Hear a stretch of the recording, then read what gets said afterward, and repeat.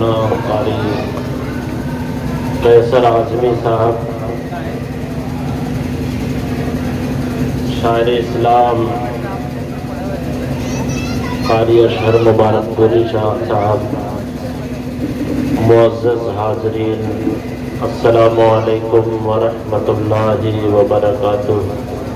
وعلیکم السلام ورحمۃ اللہ وبرکاتہ۔ بسم اللہ الرحمن الرحیم،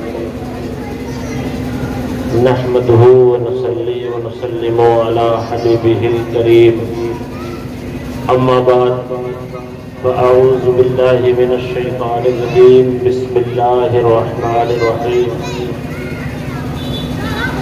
قل لا اسألکم علیہ اجرا الا المودۃ فی القربى، صدق اللہ العظیم وصدق رسولہ النبی الامین الکریم، ونحن على ذلك لمن الشاہدین والشاکرین والحمد للہ رب العالمین۔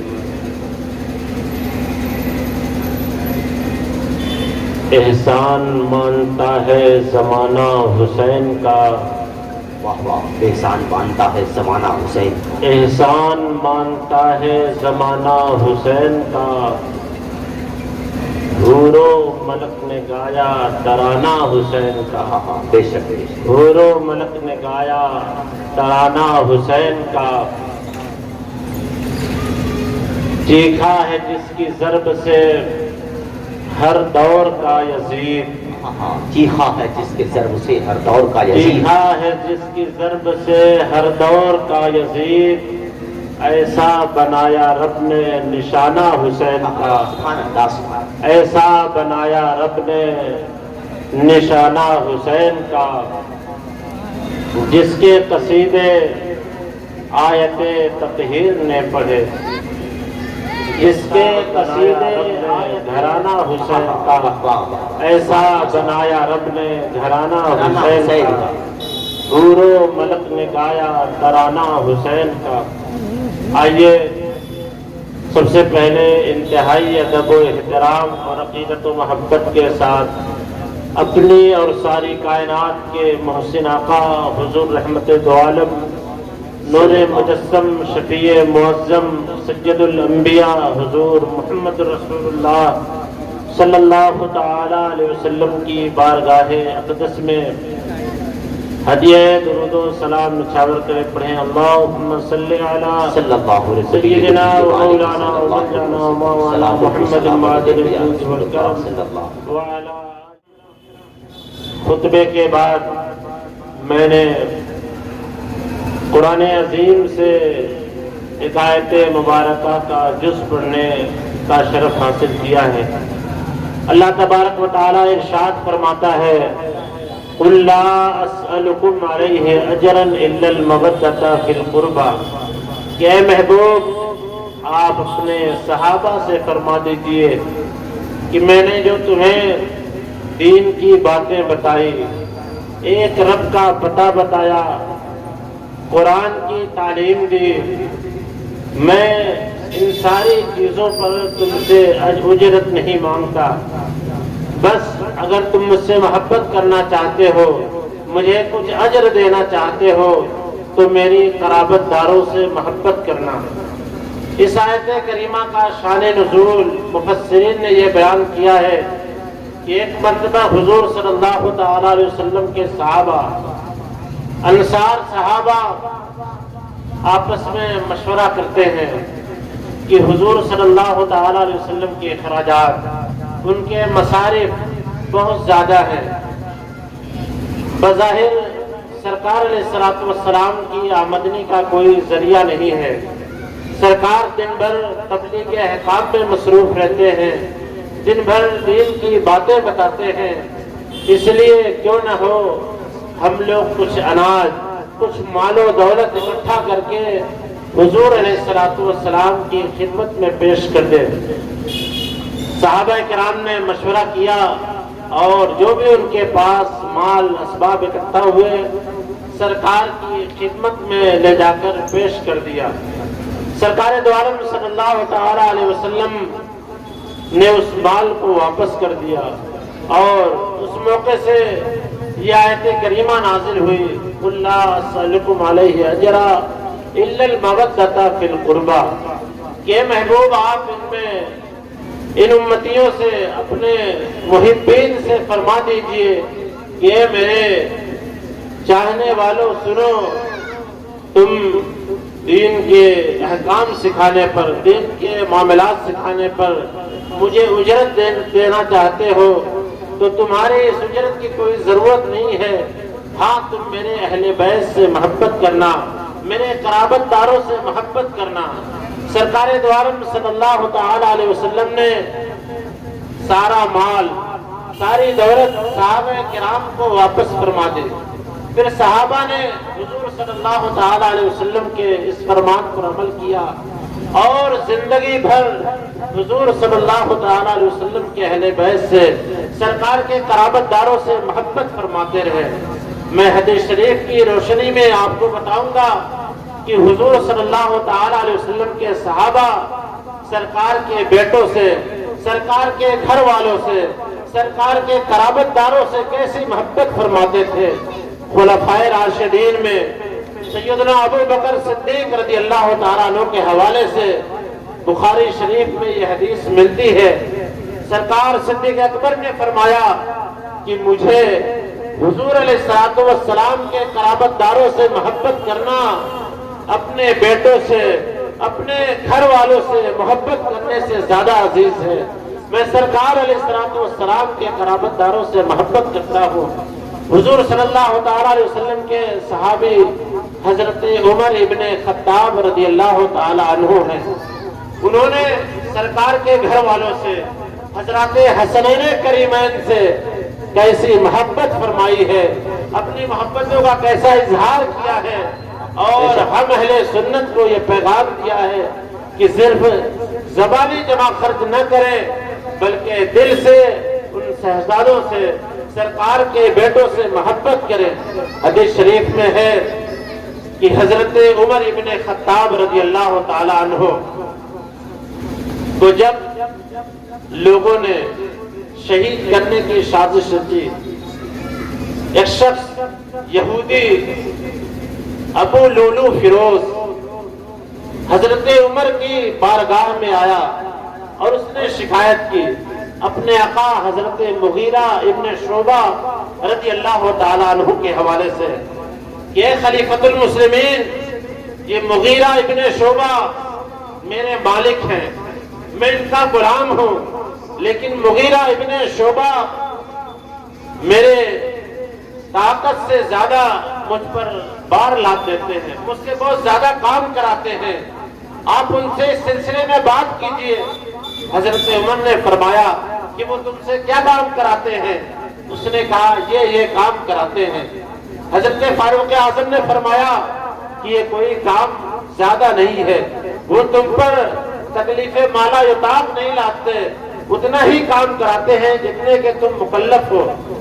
اس کو حضرت عمر کی بات ناگوار گزری اور اس نے فیصلہ کر لیا کہ حضرت عمر ابن خطاب کو وہ قتل کر ڈالے گا۔ ایک دن فجر کی نماز میں خنجر چھپائے ہوئے وہ مسجد میں گیا۔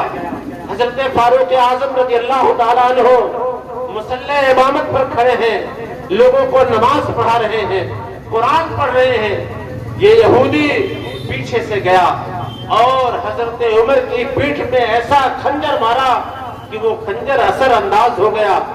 آپ زمین پر تشریف لائے، حضرت عبد الرحمن ابن عوف رضی اللہ تعالی عنہ حضرت عمر کی جگہ کھڑے ہوئے، آپ نے نماز پوری فرمائی اور حضرت عمر کو گھر لایا گیا۔ حضرت عمر نے دیکھا کہ اب میری زندگی کے ایام بہت کم ہیں، میں اس مرض سے شفا یاب نہیں ہوں گا، تو آپ نے صحابہ سے مشورہ کیا کہ میرے بعد خلیفہ کون ہوگا۔ صحابہ سے مشورہ کرنے کے بعد آپ نے 6 لوگوں کی کمیٹی بنائی اور 6 نام ذکر کیے کہ اے لوگوں میرے بعد حضرت مولائے کائنات مولا علی، حضرت عثمان ابن عفان، حضرت عبد الرحمن ابن عوف، حضرت سعد بن ابی وقاص، حضرت طلحہ، حضرت زبیر رضی اللہ تعالی عنہم میں سے جس کے ہاتھ پر چاہو بیعت کر لینا، اس کی اطاعت کرنا۔ حضرت فاروق اعظم رضی اللہ تعالیٰ عنہ نے 6 لوگوں کو نامزد کیا کہ میرے بعد ان 6 میں سے جس پر مسلمانوں کا اتفاق ہو جائے اسے خلیفہ تسلیم کر لیا جائے۔ حضرت عمر نے جب یہ استخلاف کی رائے پیش کی، اپنا خلیفہ نامزد کیا، 6 لوگوں کی شورا بنائی، 6 لوگوں کو نامزد کیا، یہ بات مدینہ اور عالم اسلام میں گردش کرنے لگی۔ کچھ لوگوں نے ان 6 لوگوں کے حوالے سے کچھ گوئیاں شروع کر دی، کچھ باتیں شروع کر دی اور کہنے لگے کہ ان سے زیادہ فلاں خلافت کا حقدار ہے، ان سے زیادہ فلاں کو خلافت ملنی چاہیے، وہ زیادہ مستحق ہے۔ یہ بات ہوتے ہوتے حضرت عمر کے گھر تک پہنچ گئی۔ حضرت عمر رضی اللہ تعالیٰ عنہ کی بیٹی، ہم سب کی ماں ام المومنین سیدہ حفصہ رضی اللہ تعالیٰ عنہ آپ کے پاس گئی اور آپ سے اجازت لی اور کہا کہ امیر المومنین، آپ نے 6 لوگوں کی کمیٹی بنائی ہے، 6 لوگوں کو نامزد کیا ہے، لیکن ان ناموں پر مسلمانوں کا اتفاق نہیں ہے، لوگ ان سے راضی نہیں ہیں، طرح طرح کی باتیں کرتے ہیں۔ حضرت عمر رضی اللہ تعالیٰ عنہ کو قاری زخم لگا تھا، آپ آرام فرما رہے تھے، لیٹے ہوئے تھے، اپنے غلام کو حکم دیا کہ مجھے ٹیک لگاؤ، مسند لگاؤ، مجھے بٹھاؤ۔ حضرت عمر رضی اللہ تعالیٰ عنہ کو بٹھایا گیا۔ پھر آپ نے جو رسول اللہ کے صحابہ کی اور بالخصوص حضرات علی، حضرت حسنین کریمین رضی اللہ تعالیٰ عنہ کے حوالے سے جو باتیں ارشاد فرمائی، وہ محبت اہل بیت کے لیے، اس کے بیان کے لیے ہم سب کے لیے کافی ہے۔ ہمیں یہ پیغام دیتی ہے یہ حدیث کہ رسول اللہ کے صحابہ رسول اللہ کے قرابت داروں سے کیسے محبت فرماتے تھے۔ بے شک۔ حضرت عمر بیٹھے، آپ نے فرمایا اے بیٹی سنو، لوگ ان 6 مقدس نفوس قدسیہ کے سلسلے میں بات کرتے ہیں، ان کے متعلق چیمی گوئیاں کرتے ہیں کہ میں نے اپنے بعد کن کو نامزد کر دیا ہے۔ اے بیٹی سنو، یہ علی ابن ابی طالب ہیں، ان کی فضیلت سنو۔ میں نے خود اپنے آقا علیہ السلام کی زبان اقدس سے سنا ہے، سرکار نے علی سے فرمایا یدک فی یدی، اے علی تمہارا ہاتھ میرے ہاتھ میں ہے۔ سرکار علیہ السلام نے حضرت علی سے فرمایا اے علی قیامت کے دن تو اس حال میں میرے پاس آئے گا کہ جہاں جس جگہ میں جاؤں گا وہیں تو بھی جائے گا، جنت میں جہاں میرا ٹھکانہ ہوگا وہیں علی تم بھی میرے ساتھ رہو گے۔ پھر فرمایا اے بیٹی سنو، میں نے ان 6 لوگوں کو نامزد کیا ہے، روئے زمین پر ان 6 لوگوں سے زیادہ کوئی معزز ہستی نہیں ہے۔ اے بیٹی میں نے عثمان کو خلیفہ بنانے کے طور پر پیش کیا ہے، یہ عثمان ابن عفان ہے۔ میں نے اپنے کانوں سے سنا ہے کہ رسول اللہ صلی اللہ علیہ وسلم نے عثمان کے بارے میں فرمایا تھا کہ یہ میرا امتی عثمان، میرا صحابی عثمان، جس دن اس کا انتقال ہوگا، جس دن یہ شہادت پائے گا، اللہ کے فرشتے اس کی نماز جنازہ پڑھنے کے لیے آسمان سے نزول کریں گے، اللہ کے فرشتے اس کا جنازہ پڑھنے کے لیے آئیں گے۔ حضرت عمر کہتے ہیں میں نے رسول اللہ سے عرض کیا یا رسول اللہ یہ فضیلت صرف عثمان کے لیے ہے یا عام مسلمانوں کے لیے بھی ہے؟ سرکار نے فرمایا اے عمر یہ فضیلت حضرت عثمان ہی کے لیے ہے۔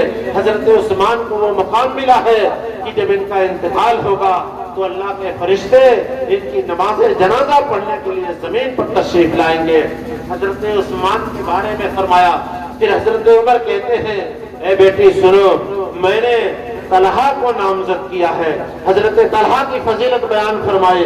پھر حضرت زبیر ابن عوام کی فضیلت بیان فرمائے۔ پھر اس کے بعد حضور صلی اللہ تعالی علیہ وسلم نے حضرت سیدنا سعد ابن ابی وقاص کی فضیلت بیان فرمائی۔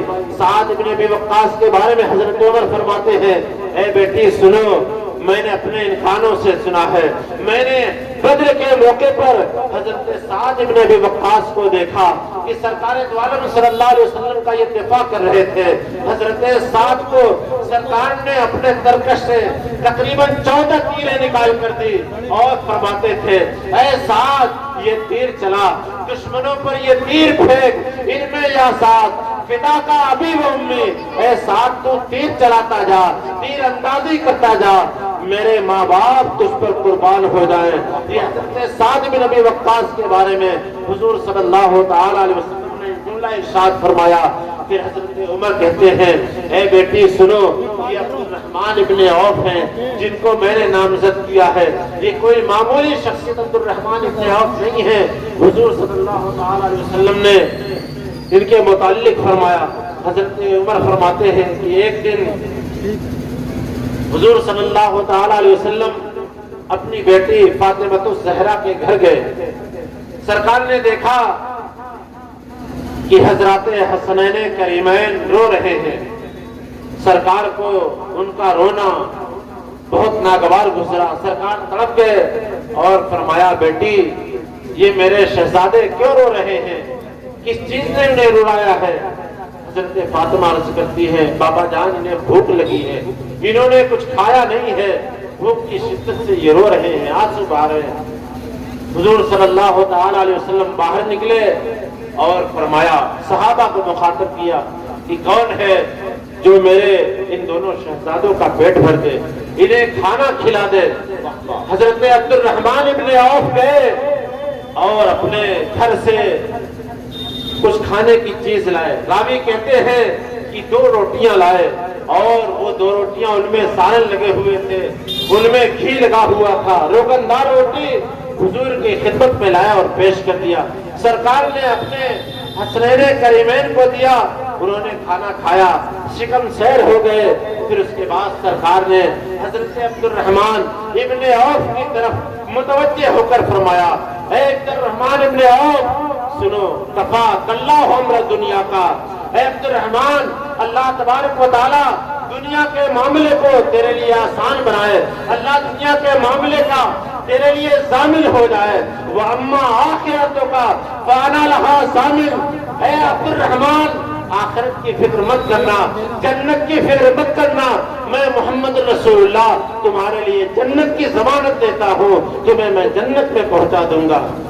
حضور صلی اللہ تعالی علیہ وسلم نے ان صحابہ کی فضیلت بیان فرمائی اور صحابہ کرام رضوان اللہ تعالی علیہم اجمعین نے جو سرکار سے سنا تھا الا المودۃ فی القربى کہ قرابت داروں سے محبت کرنا ہے، سرکار کے قرابت داروں کو اپنے اولاد سے زیادہ چاہنا ہے، ان سے محبت کرنا ہے، کیونکہ ان کی محبت ایمان کا حصہ ہے، دین کا حصہ ہے۔ علماء نے لکھا ہے کہ اہل بیت حضرات کی محبت یہ فرائض دین میں سے ہے، دین کے فرائض میں سے شمار کی جاتی ہے۔ تو صحابہ کرام رضوان اللہ تعالی علیہم اجمعین نے اپنی عملی زندگی میں صحابہ کرام نے یہ کر کے دکھایا ہے، حضرات حسنین کریمین سے سرکار کے قرابت داروں سے سچی محبت فرمائی ہے۔ ایک حدیث حضرت ابو ہریرہ رضی اللہ عنہ کے حوالے سے، ایک مرتبہ حضرت ابو ہریرہ رضی اللہ تعالی عنہ ایک جنازے کی نماز پڑھنے کے لیے گئے، دیکھا اس محفل میں حضرت امام حسین رضی اللہ تعالی عنہ بھی تشریف فرما ہے۔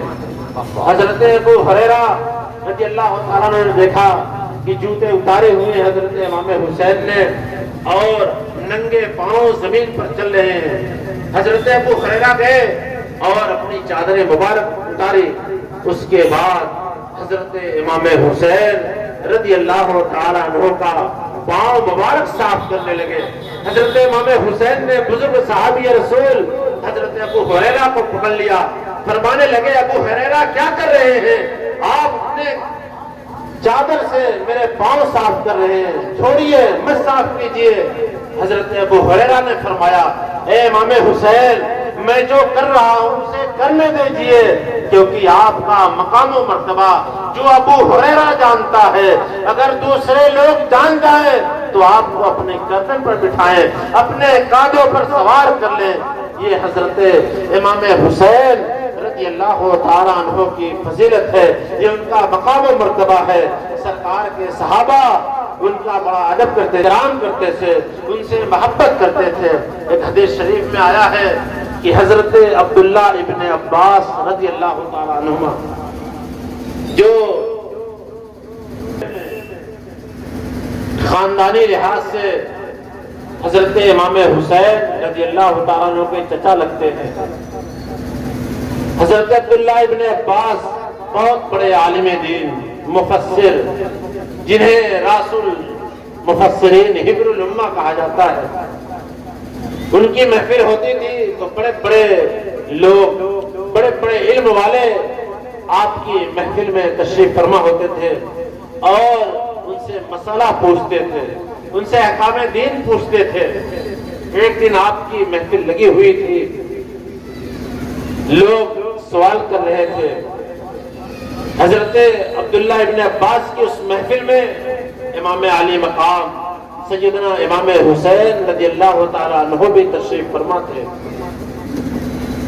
ایک شخص آیا خارجی جو حضرت امام حسین کا بھی دشمن تھا، حضرت عبداللہ ابن عباس کا بھی دشمن تھا، اور خود مولائے کائنات حضرت مولا علی رضی اللہ تعالیٰ عنہ آپ کے بیٹے حضرت حسن کا دشمن تھا، اور برسر عام وہ نالائق حضرت علی رضی اللہ تعالیٰ عنہ کو کافر کہتا تھا، حضرت امام حسین کو کافر کہتا تھا۔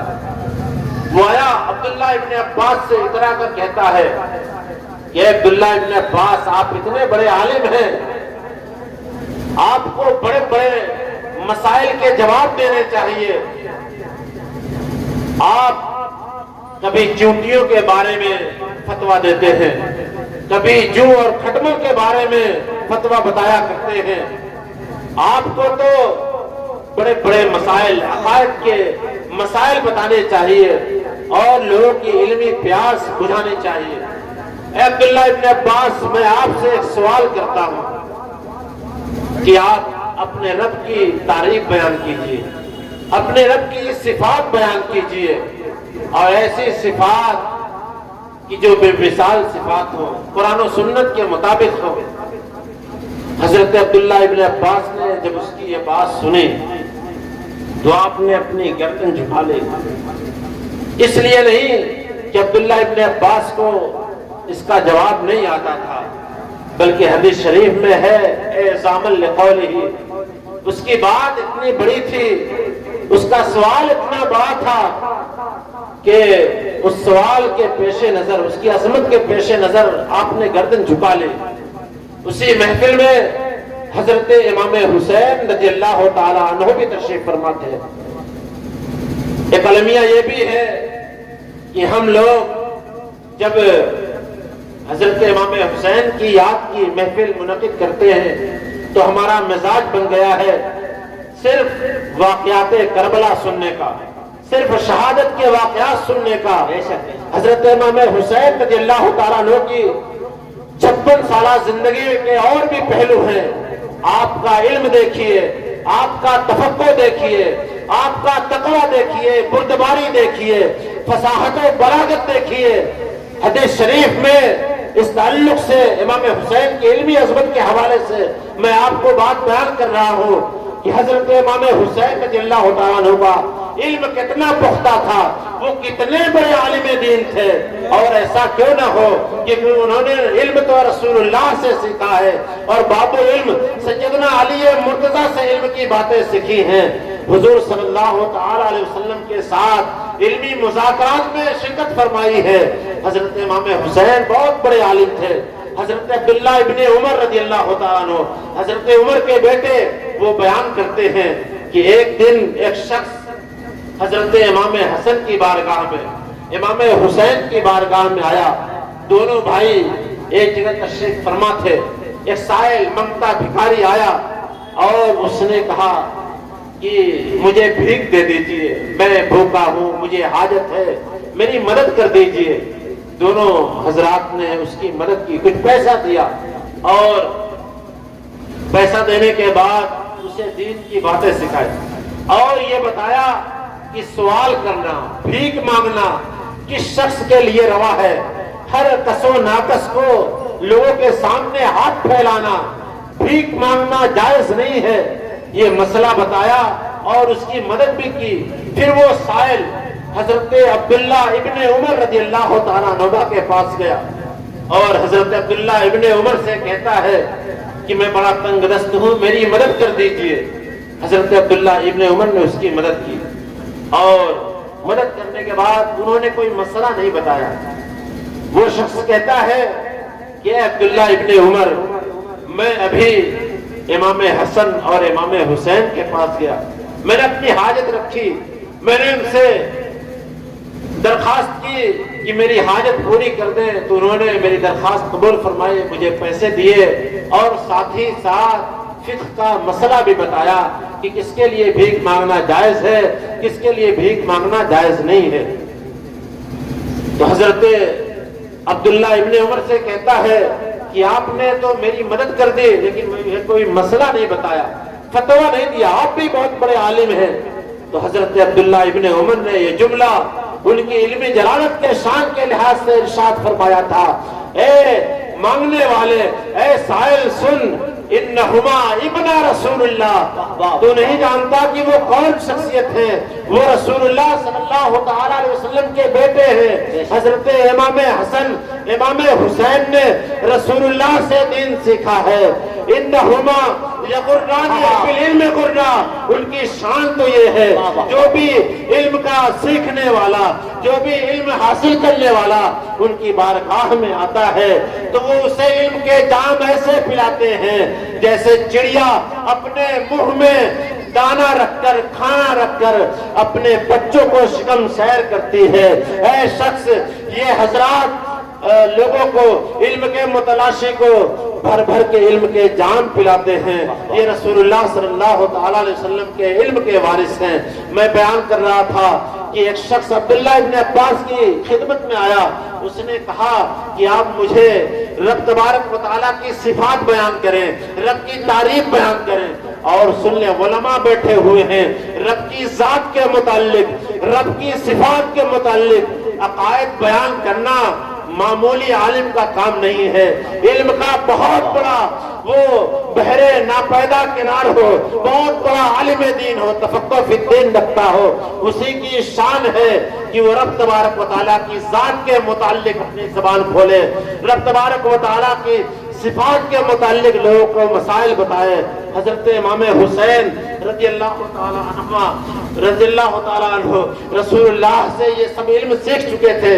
آپ نے ارشاد فرمایا، جبن الارزق الج، اے ابن ارزق میری طرف آ، تو نے اتنا عظیم مسئلہ پوچھا ہے، میں تمہیں اس کا جواب دیتا ہوں۔ ابن ارزق نے کہا، میں آپ سے سوال نہیں کر رہا ہوں، آپ سے مجھے کوئی جواب نہیں چاہیے، میں تو عبداللہ ابن عباس سے پوچھنا چاہتا ہوں۔ عبداللہ ابن عباس نے کہا، اے شخص، تجھے نہیں معلوم یہ کون شخصیت ہے، کون تمہیں بلا رہے ہیں؟ یہ امام حسین رضی اللہ تعالیٰ عنہ ہے، انہو من اہل بیت النبوہ وہم ورثۃ العلم۔ اے نافع ابن ازرق سن، یہ رسول اللہ صلی اللہ تعالیٰ علیہ وسلم کے بیٹے ہیں، رسول اللہ کے اہل بیت سے ہیں اور یہ رسول اللہ کے علم کے وارث ہیں، جا یہ تیری علمی پیاس بجھائیں گے۔ وہ شخص حضرت امام حسین کے پاس گیا اور ان سے سوال کیا تو حضرت امام حسین نے کہا، اے ابن ازرق، میں تجھے رب کی صفات بتاتا ہوں، رب کی توحید بتاتا ہوں، رب کے بارے میں عقائد بتاتا ہوں۔ سن، میرے رب کی میں وہی تعریف کروں گا جو قرآن عظیم میں اس نے اپنی تعریف کی ہے، اس کی وہی صفات بتاؤں گا جو قرآن میں اس کی صفات وارد ہوئی ہیں۔ پھر حضرت امام حسین نے اللہ تبارک و تعالیٰ کی صفات بتائی، اللہ کی ایسی تعریف کی، ایسی تعریف کی کہ ابن ازرق جیسا بہت بڑا عالم تھا اس زمانے کا، اس نے سنا تو رو پڑا اور اس کے دل پر حضرت امام حسین رضی اللہ تعالیٰ عنہ کی باتوں کا اثر ہوا۔ تو حضرت امام حسین نے دیکھا کہ ابن ازرق تو میری باتوں سے قائل ہو گیا ہے، پھر آپ نے اس کی طرف توجہ کی اور فرمایا کہ اے شخص، میں نے سنا ہے کہ تو ہمارے خاندان کے متعلق बेहुदा बातें करता है। मेरे वालिद बुजुर्गवार हजरत अली मुर्तजा को काफिर कहता है, मेरे भाई हसन मुश्तबा को काफिर कहता है, इन हजरात की तकफीर करता है। वो सुनता रहा। फिर आपने पूछा कि ए इब्ने अजरक सुन, मैं कुरान अजीम से एक बात तुझसे पूछता हूँ। कुरान तूने पढ़ा है, सूरह कहफ पढ़ी होगी, उसमें अल्लाह ताला ने अल्लाह के जलील कद्र पैगंबर हजरत मूसा अलैहिस्सलाम और हजरत खिज़र अलैहिस्सलाम का वाक़या बयान किया। वो वाक़या आप हजरात ने उलमा से सुना होगा। मैं उसका एक टुकड़ा बताता हूँ। हजरत मूसा अलैहिस्सलाम सफर पे थे हजरत खिज़र अलैहिस्सलाम के साथ। हजरत खिज़र अलैहिस्सलाम ने मूसा अलैहिस्सलाम से फरमाया था कि आपको मेरे साथ इस शर्त पर रहने की इजाजत है कि जो कुछ मैं करूं उस पर आपको एतराज नहीं करना है, किसी चीज के मुताल्लिक आपको सवाल नहीं करना है, बस जो भी मैं करता जाऊं आप खामोशी से देखते जाइएगा और उसके मुताल्लिक कुछ भी आप मत एतराज कीजिएगा। हजरत मूसा अलैहिस्सलाम गए, कई वाक़यात पेश आए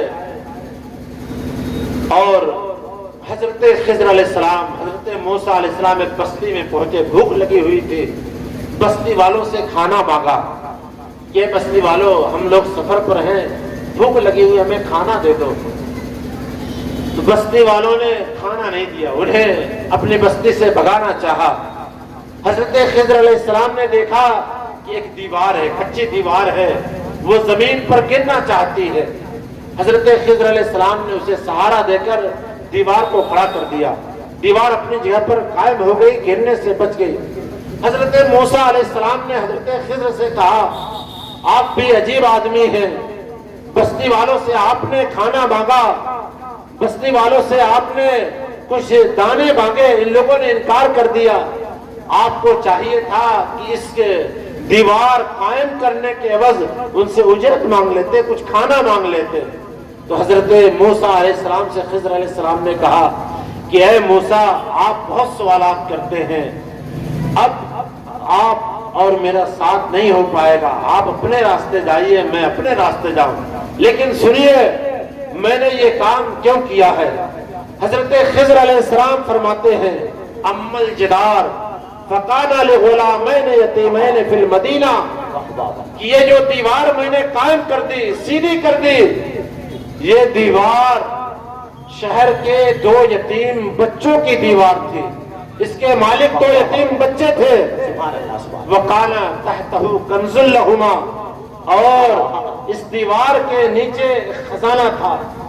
वकाना अबूहुमा सालिहा, और ये जो 2 यतीम बच्चे हैं इनका बाप बड़ा नेक आदमी था।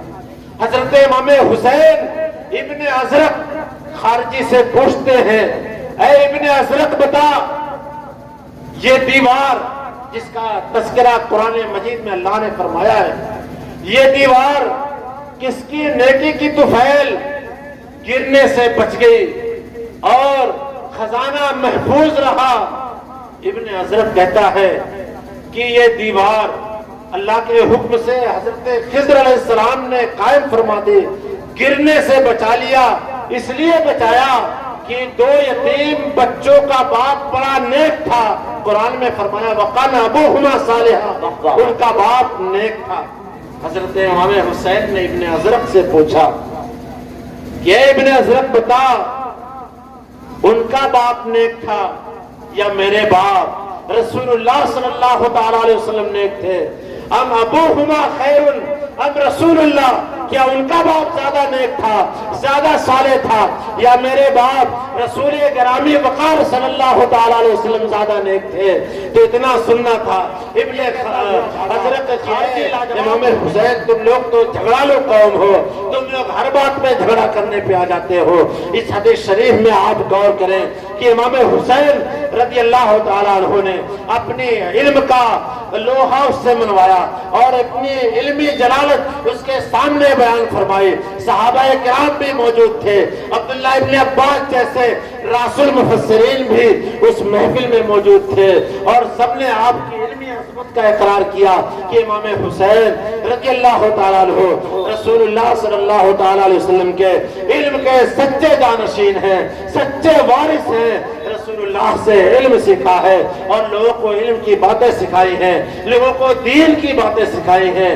آج ضرورت اس بات کی ہے کہ ہم لوگ حضرت امام حسین رضی اللہ تعالیٰ عنہ کی زندگی کے دوسرے احوال بھی پڑھیں، ان کی علمی زندگی کے حوالے سے بھی مطالعہ کریں، علماء کی زبانی باتیں سنیں اور اپنے اندر علم کا شوق پیدا کریں۔ امام حسین رضی اللہ تعالیٰ عنہ علم کے میدان میں، تقوی کے میدان میں، طہارت کے میدان میں، سب میں آپ بلند مرتبے پر فائز ہیں۔ آپ کا تقوی دیکھنا ہو، آپ کا دل دیکھ لیجئے، جب تلوار ہو، دشمن کا مقابلہ ہو، دشمن کی فوجیں سامنے کھڑی ہو، موت منڈلا رہی ہو، اس موقع پر رب العالمین کی خشوع خضوع کے ساتھ عبادت کرنا، یہ امام حسین کی شان ہی ہے۔ تاریخ نے امام حسین کے علاوہ ایسا شہید نہیں دیکھا جس نے اپنے بال بچوں اور اپنی خود قربانی دے دی، بھوکے پیاسے رکھ کر، اور اللہ تبارک و تعالیٰ کی بارگاہ میں سجدہ شکر ادا کیا، زبان سے کبھی شکوہ نہیں کیا۔ تاریخ فی الکامل، تاریخ فی الکامل ایک کتاب ہے، بہت بڑے امام ابن اسیر جزری نے لکھی ہے۔ انہوں نے حضرت امام حسین رضی اللہ تعالیٰ عنہ کے کربلا میں دیے گئے خطبے اور عبادت و ریاضت کے حوالے سے جو باتیں ارشاد فرمائی ہے، اس میں ایک روایت یہ بھی ہے کہ حضرت امام حسین کے ساتھ 10 محرم الحرام کو اونٹ پر آپ کے صاحبزادے حضرت علی اکبر بیٹھے ہوئے تھے اور میدان کارزار کی طرف جا رہے تھے۔ حضرت امام حسین رضی اللہ تعالی عنہ کو اونگ آ گئی، نیند آ گئی، سو گئے۔ خواب سے جب بیدار ہوئے تو آپ نے کہا انا للہ و انا الیہ راجعون، الحمدللہ رب العالمین۔ پھر کچھ دور چلتے ہیں، پھر نیند آ جاتی ہے، پھر بیدار ہوتے ہیں، یہ کہتے ہیں انا للہ و انا الیہ راجعون، الحمدللہ رب العالمین۔ 3 مرتبہ یہ واقعہ پیش آیا۔ آپ کے بیٹے حضرت علی اکبر پوچھتے ہیں ابو کیا ہوا؟ آپ نے 1 مرتبہ اللہ کا شکریہ ادا کیا، اللہ کی تعریف کی، حمد بیان کی، اور 1 مرتبہ استرجاع پڑھا۔ استرجاع اس وقت پڑھتے ہیں، انا للہ و انا الیہ راجعون اس وقت پڑھا کرتے ہیں جب کوئی مصیبت ہو، کسی کا انتقال ہو جائے۔ استرجاع بھی پڑھا، ساتھ میں رب کی حمد بھی بیان کر دی۔ حضرت امام حسین نے فرمایا کہ اے میرے بیٹے، میں نے خواب دیکھا ہے کہ نانا جان آئے ہوئے ہیں۔ آپ ارشاد فرماتے ہیں اے بیٹا آج افطاری ہمارے ساتھ جنت میں کرنا۔ آپ نے یہ بھی، اے میرے بیٹے میں نے یہ سنا کہ ایک شخص کہہ رہا ہے، عاطف غیبی سے آواز آ رہی ہے کہ یہ کیسے لوگ ہیں، القوم کہ یہ کیسی قوم ہے جو برابر مسلسل موت کی طرف چلتی جا رہی ہے، اور میں نے دیکھا کہ موت بھی برابر ان کا سامنا کرتی ہے، یہ موت کی طرف بڑھ رہے ہیں، موت ان کی طرف بڑھ رہی ہے۔ تاریخ میں ایسی قوم ہم نے نہیں دیکھی، یہ کون لوگ ہیں؟ تو میں نے جب یہ خواب دیکھا تو انا للہ و انا الیہ راجعون پڑھا کہ میں برابر ہمارے قوم کے لوگ، ہمارے محبین، ہمارے خاندان کے افراد برابر موت کی طرف آگے بڑھ رہے ہیں، اور موت بھی ہمارا مقابلہ کر رہی ہے، ہمارا سامنا کر رہی ہے۔ تو میں نے انا للہ پڑھا، اور ساتھ ہی ساتھ میں نے یہ بشارت سنی ہے، رسول اللہ صلی اللہ تعالیٰ علیہ وسلم نے ہمارے لیے بشارت ارشاد فرمائی ہے، اور اللہ کی بارگاہ میں ہم اپنا سر دینے جا رہے ہیں، اللہ کی بارگاہ میں قربان ہونے جا رہے ہیں دین حق کی سربلندی کے لیے، اعلاء کلمت الحق کے لیے۔ میں اپنی اور اپنے خاندان والوں کی، اپنے احباب کی قربانی پیش کرنے جا رہا ہوں۔ تو میں نے اس پر الحمدللہ رب العالمین پڑھا۔ حضرت امام حسین رضی اللہ تعالیٰ عنہ نے اس موقع پر بھی اللہ کا شکریہ ادا کیا، اللہ کی حمد بیان کی اور عبادت کی، اللہ تبارک و تعالیٰ کے سامنے خشوع خضوع کے ساتھ کھڑے رہے۔ تاریخ میں ایسی مثالیں نہیں ملتی کی تلوار کے سائے میں، تلوار اور نیزوں کے جب برسات ہو رہی ہو، اس موقع پر امام حسین رضی اللہ تعالیٰ عنہ نے خشوع و خضوع کے ساتھ سجدہ کیا۔ آپ کی زندگی سے ہمیں یہ بھی درس ملتا ہے کیسی ہی مصیبت کیوں نہ آ جائے، ہم اپنے رب کی بندگی نہ چھوڑیں، رب کے احکام پر عمل پیرا رہیں، اللہ کی اطاعت و فرمانبرداری کرتے رہیں۔ حضرت امام حسین رضی اللہ تعالیٰ عنہ کی زندگی کے بے شمار پہلو ہیں۔ وقت کافی ہو چکا ہے، اب میں انہی باتوں پر ایک حدیث شریف بیان کر کے اپنی گفتگو ختم کرتا ہوں۔ درود شریف پڑھیں، اللہم صلی علی سیدنا مولانا محمد معدل الجود والکرم وعلی آلہ واصحابہ وبارک وسلم، صلاۃ و سلام علیکہ یا رسول اللہ صلی اللہ تعالی علیہ وسلم۔ یہ بات چل رہی تھی کہ حضور صلی اللہ تعالی علیہ وسلم کے صحابہ نے حضور کے قرابت داروں سے کیسی محبت فرمائی، کیسا ان سے عشق کیا۔ حضرت عمر رضی اللہ تعالیٰ عنہ کے حوالے سے بس 2-3 منٹ میں اپنی گفتگو ختم کرتا ہوں۔ حضرت عمر رضی اللہ تعالیٰ عنہ اتنی محبت فرماتے تھے، اتنی محبت فرماتے تھے ان شہزادوں سے۔ حدیث کی کتابوں میں آیا ہے کہ ایک مرتبہ حضرت عمر کے پاس صحابہ کرام موجود تھے، صحابہ کا وظیفہ مقرر ہو رہا تھا کہ صحابہ کرام کے وظائف مقرر کر دی جائیں، کس کو کتنا حصہ بیت المال سے دیا جائے۔ تو صحابہ کرام نے اتفاق رائے سے یہ طے کیا، جو صحابہ کرام بدر میں شامل ہوئے ان کا وظیفہ 5000 درہم مقرر کر دیا جائے، اور جو اس کے بعد احد میں شامل ہوئے سرکار کے ساتھ کفار سے جنگ کی ان کو 4.5، اس کے بعد 500 درہم کم کرتے ہوئے وظیفہ حسب مراتب طے کیا گیا۔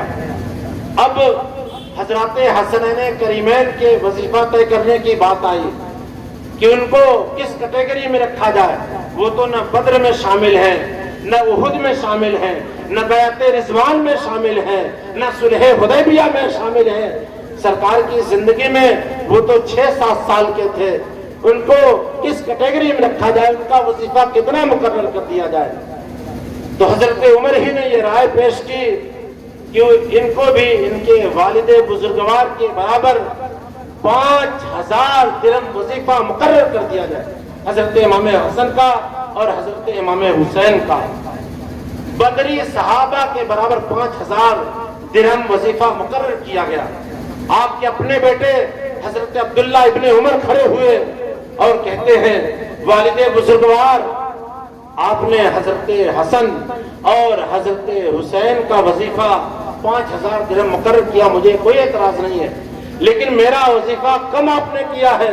میں تو بدر میں بھی گیا تھا، احد میں بھی گیا تھا، حنین میں بھی گیا تھا، صلح حدیبیہ میں بھی میں موجود تھا۔ یہ الگ بات ہے کہ بدر میں جب حاضر ہوا تو حضور صلی اللہ علیہ وسلم نے مجھے واپس کر دیا تھا اور کہا تھا کہ ابھی چھوٹے ہو، جب بڑے ہو جاؤ گے تب جنگ میں ہمارے ساتھ شرکت کرنا۔ میں تو تمام جنگوں میں، تمام سرایہ میں موجود رہا، آپ نے میرا وظیفہ کم مقرر کیا ہے۔ تو حضرت عمر نے اپنے بیٹے سے یہ جملہ ارشاد فرمایا تھا، اے بیٹے سن، میں نے امام حسین کا، امام حسن کا 5000 درہم وظیفہ مقرر اس لیے کیا ہے کہ ان کے نانا محمد رسول اللہ ہیں، ان کے والد مولا کائنات ہیں، ان کی ماں فاطمہ الزہرا ہیں۔ اگر تیری ماں بھی ان کے مقام کے برابر ہو، ان کے نانا جیسا تمہارا نانا ہو، تو پھر میں تمہارا وظیفہ 5000 درہم مقرر کروں گا۔ یہ صحابہ کرام کی محبت تھی، انہوں نے الا المودۃ فی القربیٰ پر عمل کر کے دکھایا اور ہمیں پیغام دیا کہ ہم بھی صحابہ سے کی طرز عمل کے طریقے سے اہل بیت سے محبت کرتے رہیں۔ اللہ تبارک و تعالی ہمارے سینوں میں حضرت اہل بیت کی محبت، صحابہ کرام کی محبت جاگزی فرمائے۔ استغفر اللہ ربی من کل ذنب واتوب الیہ، وآخر دعوانا الحمد للہ رب العالمین۔ السلام علیکم ورحمۃ اللہ وبرکاتہ۔ ماشاءاللہ۔